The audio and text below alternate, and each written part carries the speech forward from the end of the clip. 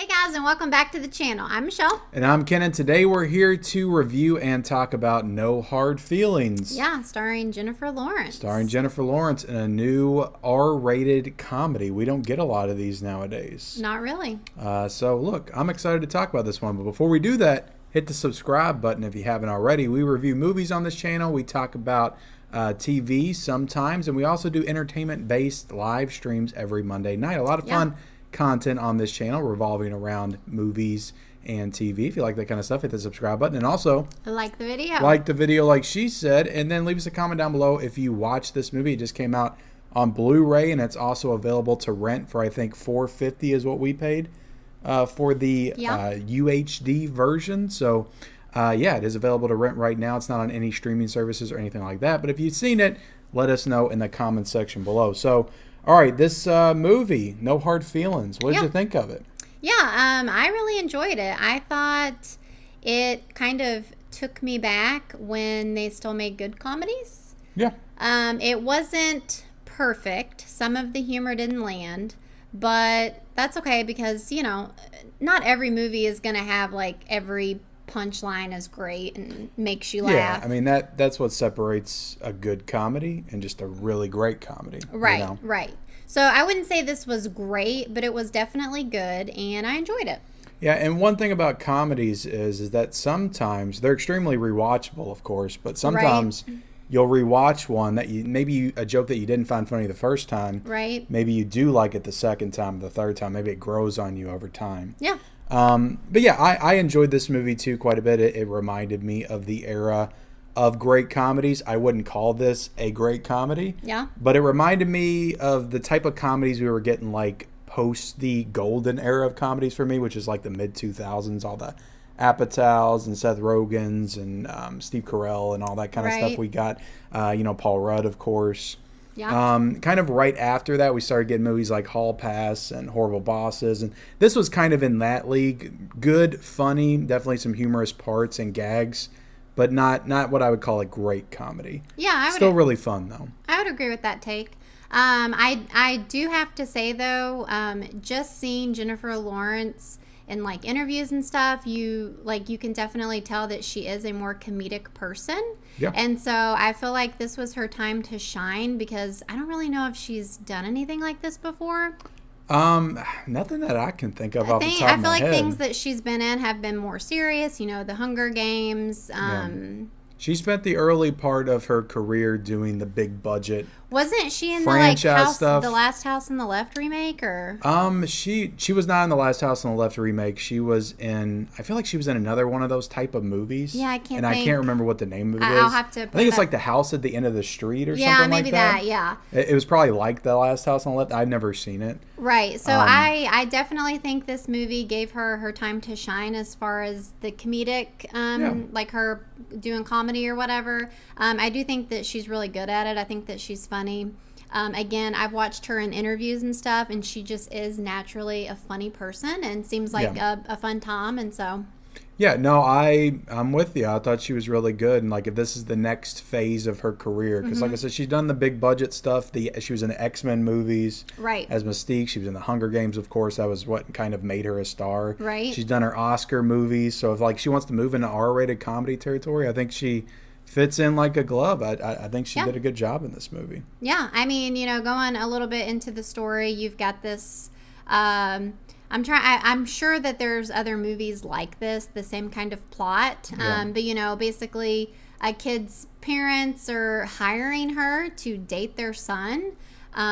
Because he's kind of, shy. And the dad, who's played by Matthew Broderick, Yeah. which we don't see a whole lot anymore, so it's cool to see And him. I know the mom from somewhere, but I don't... I know the mom from somewhere, too. I'm sure she's another, part-time player in another movie. I just can't think of what it is. Or maybe a TV show we've seen or something. Right. So, yeah, it was definitely a fun little plot or whatever. And, I don't know, I enjoyed that part of it. It was fun, because I didn't really know anything about the plot. I knew it was an older, woman played by Jennifer Lawrence dating a younger guy, and I didn't know how that was going to come about or, like, what exactly the plot was. Okay, so you didn't know she was going to have to date him.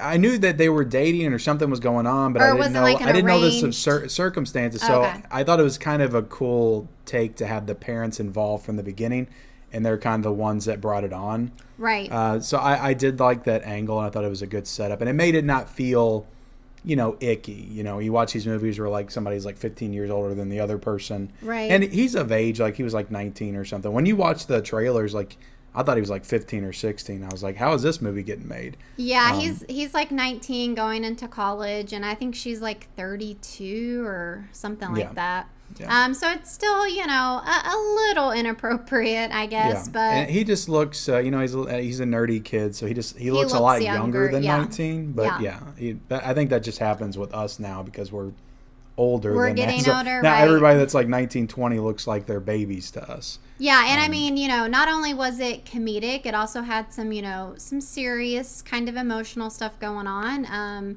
I thought that those were nice little touches, just touching base on why the kid has been so shy and, reserved. And also, you get to see Jennifer Lawrence and what her character has been through and why she is the way she is. So they kind of sprinkled that in there to kind of pull at the heartstrings a little bit, I guess, give you some emotional connection to the characters. Yeah, some emotional stakes. I think that they build their relationship well. Yeah. Where I started to have some problems where they, of course, do the thing that all comedies or romantic comedies feel like they have to do.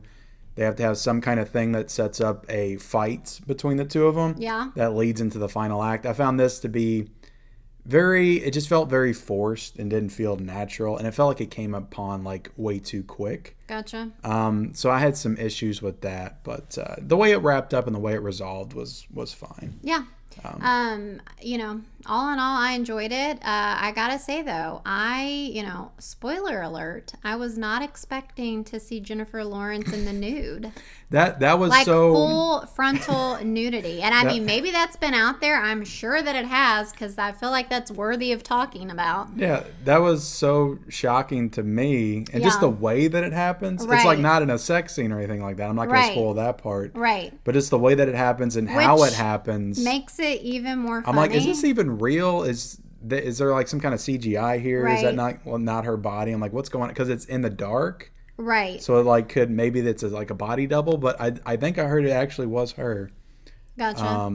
Did you Google it? No, I didn't Google it or nothing, but just talking to some other people about it. Is that Jennifer Lawrence's body? Yeah, I mean, full frontal nudity, and like you said, it kind of like came out of nowhere and not in a way that I was expecting, but it was pretty funny. Yeah. It was a funny sequence, yeah. Yeah, I mean, I don't know if this was like before she had her baby or after, but I mean, she looked good. Do you remember when there was like I think she had like her naked photos leaked or something like 5 or 6 years ago or something like that. I don't know if I remember that. And I wonder if this was her way of being like, look, I'm going to show the people that I don't care about none of that crap. I'm just going to be naked in this movie. I feel like maybe she pushed this to happen. Yeah, and maybe she wanted it to happen just to spite everybody that leaked her naked photos. Like maybe it might have been 10 years ago by now when she was Yeah. like at the height of her popularity. I can't quite remember, but Right. Yeah. So I don't know. All in all, I thought it was a great time. Yeah, I thought it was fun. Or a good time. Not great. Good.